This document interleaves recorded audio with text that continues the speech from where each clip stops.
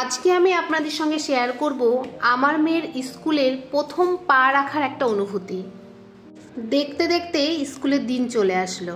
এই দিনটির জন্য আমরা অনেক দিন ধরে অপেক্ষা করছিলাম। এতদিন আরাম করে ঘুমিয়েছি, আজ থেকে আমার নতুন করে একটা ডিউটি শুরু হলো। ভালোই হলো, সারাদিন ঘরে বসে থাকতে থাকতে আমিও অনেকটা অলস হয়ে যাচ্ছি। এখন থেকে বাইরে যাওয়ার এবং কিছু নিয়ে ব্যস্ত থাকার একটা সময় তৈরি হলো। তবে আর একটা দুঃখের বিষয় হলো, ওর পাপার বছরে 15টা ওয়ার্কিং ডেসের ছুটি। মা মেয়ে ইচ্ছা হলে আমি আর মনা বাড়ি যেতেই পারি, কিন্তু এখন আর সেটাও হবে না। এখন বুঝে শুনে সময় বার করে তারপর যেতে হবে। আজকের দিনটা অন্য সব দিনের মতো শুরু হয়নি। ভোর ওঠে না হতেই মা ঘুম থেকে উঠিয়ে দিল। আমিও খুব ভোরে ভোরে ঘুম থেকে উঠে পড়েছি। সমস্ত বাসি কাজ আমার সারা হয়ে গেছে। তারপর মেয়েকে নিয়ে অনেকটা ব্যস্ত হয়ে গেলাম। এসে দেখলাম বড়মশাই দুধটাকে গরম করে মেয়েকে দিচ্ছে, আর এদিকে উচ্ছে আলু কেটে রেখেছে। এদিকে আমি স্নান করে আমার ঠাকুর পুজো সমস্ত হয়ে গেছে। বাবা আমাকে সুন্দর করে সাজিয়ে গুছিয়ে দিল। আমি ভাবছিলাম কোথায় হয়তো ঘুরতে যাব। এদিকে মাও রেডি হচ্ছে, আমার বাপিও রেডি হবে। সন্তানকে কবে স্কুলে ভর্তি করাবেন? আবার করো প্রশ্ন, এখনো করাননি? আবার যাদের বাচ্চার 3 বছর বয়স হয়ে গেছে, প্রত্যেকের মনেই একটাই প্রশ্ন, সঠিক বয়সে কি ভর্তি করাচ্ছি, না একটু দেরি হয়ে গেল, বা একটু তাড়াতাড়ি কি ভর্তি করিয়ে দিচ্ছি?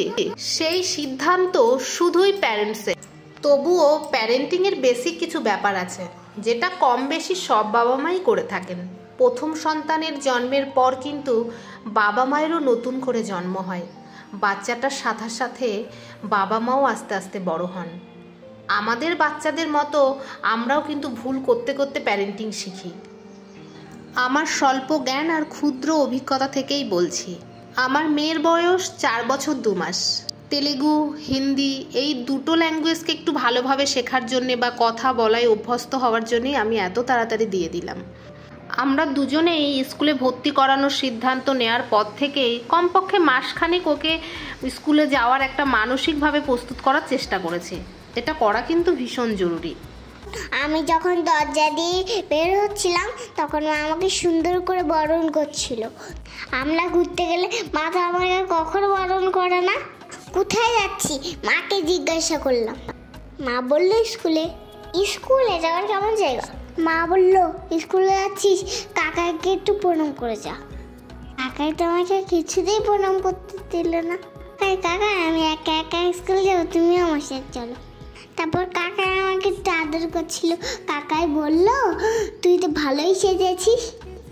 তারপরে কাকাই রেডি হয়ে গেল আমার সঙ্গে যাওয়ার জন্য। কাকাই তখন রেডি হয়ে ভাইকে নিয়ে আমার স্কুলে আসতে লাগলো। আমি গিয়ে জিজ্ঞাসা করলাম স্কুলে এটা কেমন জায়গা, এটা কেমন জায়গা। ভাবতে ভাবতে স্কুলের গেটে পৌঁছালাম ভাই আর কাকাইকে সাথে নিয়ে। দূরে দূরে বুকে বাবার হাত ধরে স্কুলের গেটে পৌঁছে গেলাম। ভাইকেও স্কুলে নিয়ে যায়, কিন্তু ভাই ছোট না, বইয়াকে ওখান থেকে টাটা দিয়ে দিলাম। ভাই টাটাই দিচ্ছিল না। বাবার হাত ধরে ঢুকলাম ভেতরে। বাবা মা আমাকে একটি ঘরে নিয়ে গেলেন, যেখানে চেয়ার টেবিল সোফা দিয়ে সুন্দরভাবে সাজানো। প্রথম একটি ম্যাডামের সাথে দেখা হলো, দেখে প্রচন্ড রাগী মনে হচ্ছে। রিভাঙ্কি কি ভালোভাবে অ্যাডমিশন দিতে পারলো? দেখতে হলে পরের ভিডিওর জন্য অপেক্ষা করতে হবে। ভিডিওটি শেষ পর্যন্ত দেখার জন্য অনেক অনেক ধন্যবাদ।